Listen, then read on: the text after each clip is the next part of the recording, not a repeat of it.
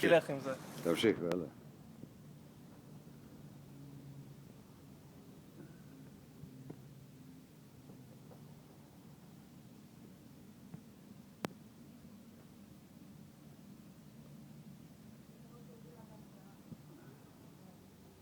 שלום. שלום. שלום. שלום. שלום בשו. שלום סבתא. שלום סבתא. שלום.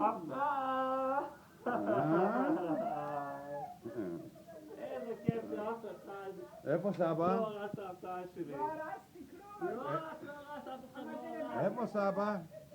כמעט פחדתי שפייסבוק יהרוס ההפתעה. מי סבתא שלי?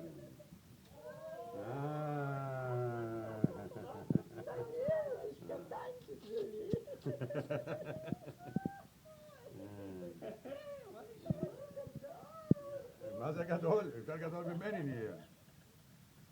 איזה הפתעה? בבקשה, בשו. הרגת אותי, אני כבר... הולך לים.